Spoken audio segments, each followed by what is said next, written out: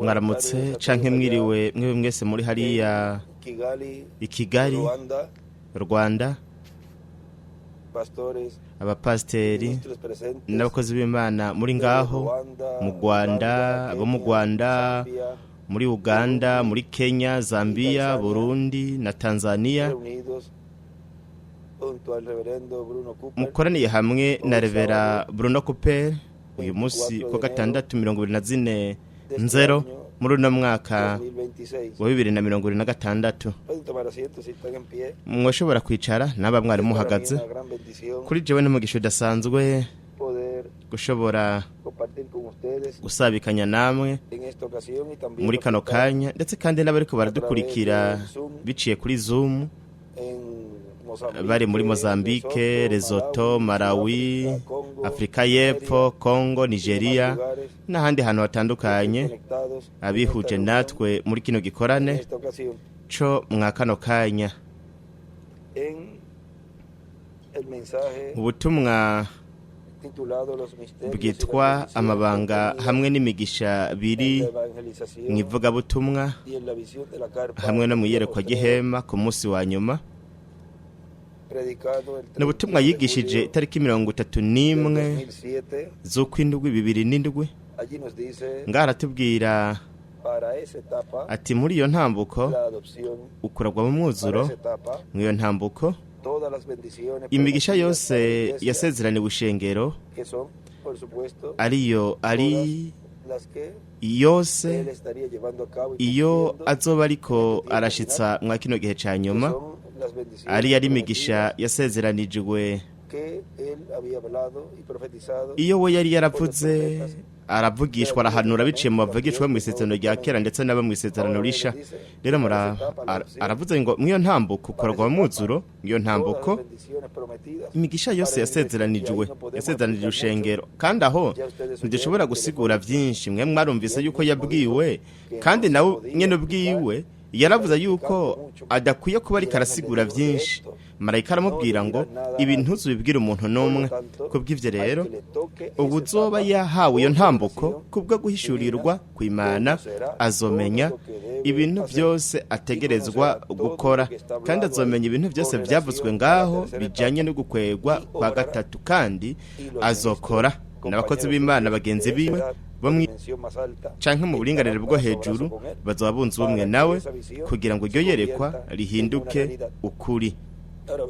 Rero murabona yuko ari uzoba yahawe iyo ntambuko, no kuvuga ngo ariko arayishitsa.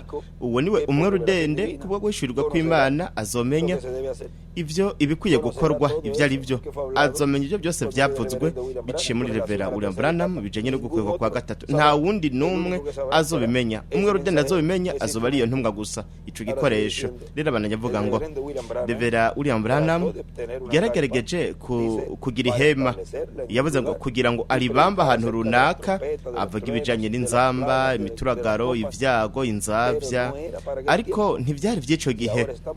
Ubu rero turarindiriye yuko hagaragara ihema rini Karpa Cathedral, hashitswe ibintu byose biri ngaho mu isezerano kubw'ishengero. Nuko rero azoba afise ibintu byose vyabonywe na Revera William Branham, ibintu byose marayika yamweretse. Nuko rero marayika inkingi y'umuriro, marayika yamuherekeza, azomuyobora. Uzoba agenewe kuba afise ico kibanza, ninde azotegerezwa kumuyobora kandi akazoba yunze ubumwe nawe muri urwo rugendo rwose. Mwiyo nteguro kubwo gushitswa kwa gatatu ni marayika, inkingi y'umuriro. Abanyavuga ngo kubw'ivyo rero azoba ariko akora ku ihema canke katedrali kugira ngo icubero c'Imana, ubwiza bw'Imana bugaragare. Mu kugaragara kuko kwa gatatu Kristo azonyeganyiza isi yose. Kristo yaravuze ati nzobana namwe iminsi yose kugeza ku muhero w'isi, Matayo 28:20. Kubw'ivyo rero Kristo muri mpwemu yera azoba agaragariye ngaho. Yaravuze ngo na mpwemu yera w'Imana. Kubw'ivyo rero azoba ari kugaragara kwa nyuma mw'ishengero ryiwe, kandi abayuda Revera William Branham yavuze ngo nibabona Kristo aje kw'ishengero ryiwe azovuga bati uyu niwe twe twari turindiriye. ivyo biri mu gitabo c'imirongo ku rupapuro rwa 22 aho no watubwira ko ivyo byose rero imbere gato aho ni mu gushitswa kw'iryo sezerano niho abaheburayo bazomubonera bazobona ko kugaragara kwa mpwemu yera hagati mu ishengero ryiwe kuvuga mu kugaragara kwa nyuma muri uwo muvugishwa wa nyuma ntumwa w'ikiringo.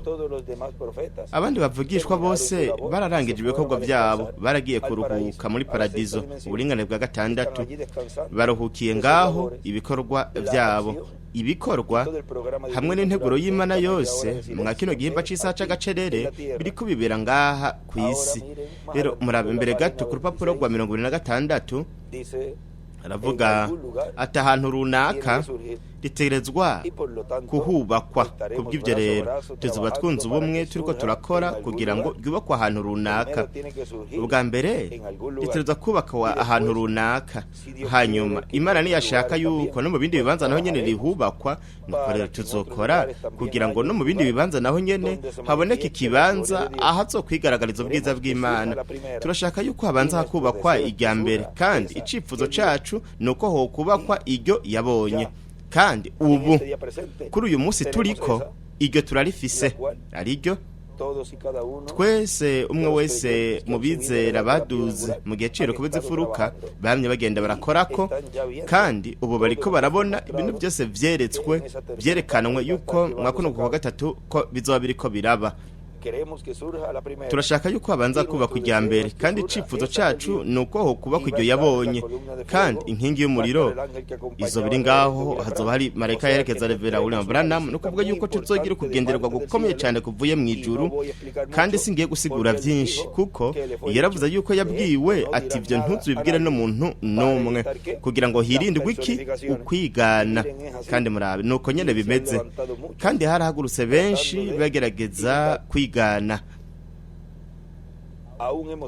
Ndetse byongeye twaranabonye ngende bamwe bagerageje kwigana utuntu tumwe, ariko ntibarose ubumenyi bwuzuye canke nabumwe barananirwa. Kandi byongeye murabe n'Imana nayo nyene ntizobashingira intahe, kuko bishize mu kibanza ciyo ntumwa bakazana n'insiguro nyinshi zitabagenewe. Kandi byongeye batabaye n'abakozi b'Imana canke abapasitori bikomeza kuba kaga. Ibizoba bako ni nka bimwe vyaba ku bana ba Aroni, batanguye mu kuzana umuriro barahuye hanze, uhoraho ntiyari yigeze bibatuma, niko havugwa. Binjira gukorera hera ha cyane, bishize mu bibazo bikomeye cyane. Ni nako bimeze no ku muntu wese mwa kino gihe ca nyuma yishira mu ico kibanza cyo gusigura ubutumwa. Ibizomuza ko ubwa mbere n'urupfu rwo mu gihugu nk'emu, nkuko twari tubivuga, n'abantu bameze nk'ibipande by'inyama vyigendera, ariko baramaze gupfa mu buryo bw'impwemu. Hanyuma hazoza ibihano vy'Imana kuri abo bantu, kandi nyuma y'ikimpumbi bazotererwa mu itanure ry'umuriro, aho nkuko hisunzwe ivyo bakoze ngaha. Nuko rero namba baba bafise nk'imyaka miliyoni 10 y'ibihano, izo cibandanye yiyongera mu gihe bazobandanye bavuga bagwanye jambo barigwanya. Ibyo byose bizoba ari bihano bariko barirundaniriza. Yaravuze yuko mu butumwa ko twoshobora kubakebura mbere kugira ngo ibyo bihano bibe bike. Nuko rero turanabakebura, ariko utabireka utareka ngo yakira izo mpanuro. Nuko rero abandanye yirundanuriza ibyago, kandi nihashitswa rero ivyo ico gihano ciwe cose niyakimara nihazoca zimangana burundu. Ivyo abo ni babandi bashavuza cyane nkuko bivugwa mu butumwa, abo bose bagwanye igikorwa c'Imana. Kandi ivyo byose byaravuzwe, ivyo byose biravugwa kugira ngo vyandikwe ko Imana iragororotse. Buri gihe ibanza kurungika imburi hanyuma urubanza. Rero hanyuma ntushobora kuvuga ngo je ntaco bambwiye, byose biriko biravugwa bigafatwa amajwi bikandikwa, no kuvuga yuko hanyuma hariho ivyemezo. Rero abananyavuga ngo ndetse twaranabonye ingene bamwe bagerageje kwigana ibintu bimwe ariko ntibarose ubumenyi bwuzuye buhagije canke ntibarose na bumwe baca barananirwa. Nuko rero turakora kugira ngo hashitswe ivy'Imana yasezeranye kandi idukoreshe kandi Imana ibifise igikoresho ico izokwigaragarizamwo ikore ivyo bikorwa bikomeye. Nakuvuga na yuko uguha kwa gatatu twabonye yuko hatiruza kuba igikoresho hagati mw'ishengero kugira ngo Imana ikore biciye mw'ico gikoresho ico gikorwa. Aravuga nuko Imana ibifise igikoresho ngaho ico izokwigaragarizamwo ikore ico gikorwa kidasanzwe. Iyo izogira ico gikoresho azoteza kuba ari intumwa y'ikiringo kandi azoteza kuba ari intumwa ya Kristo kw'ishengero ryiwe, kw'ishengero ryiwe mugeni, ku nkumi z'ibijuju, kuvuga ngo kwiyoboka Imana ry'amadini ryose mu mwuzuro hamwe n'abisi, kuri cosmos, ku mikorere yose yo kw'isi. Kandi izindi ntumwa zararangije igihe cazo, hatuza kuba rero umwe muzima hagati mw'ishengero, igikoresho kizima kugira ngo akore ico gikorwa hagati mw'ishengero, ashitse bityo uko gukwegwa kwa gatatu. Ni mwa kino gihe aho Imana yobaye iriko irashitsa iryo sezerano, kandi murabe namwe ubu turateye imbere cyane muko gushizwa kw'iryo sezerano. Ihema rirahari ririko rirakora, hariko haratangarizwa inyigisho zo mw'ihema. Murabe turateye imbere cyane kurusha uko twoshobora kuvyibaza. Rero muri Afrika murabe Imana naho nyene yarahaguriye imigozi y'ihema, kandi Imana yaragiriye imbabazi ihanga ryo muri Afrika aribo bamye bunze ubumwe na kino gikoresho mu bikorwa bijanye n'iki gihe ca nyuma mu gushitswa kwa kuno gukwego kwa gatatu. Ese Imana yuhezegera abakozi b'Imana bose na bene data bahariya muri Afrika, kandi babandanye bakira inyigisho zo mw'ihema arizo ziriko zitutegurira uguhindurwa kwacu. Kuri jewe ryari ihigwa ridasanzwe gushobora kubaramutsa mwebwe mwese, kandi mundugikira intasho mundamukirize bene data bose bo mu mashengero yanyu.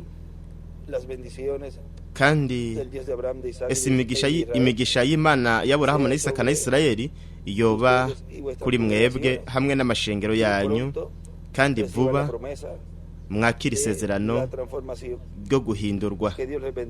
Imana ibahezagire barinde mwese.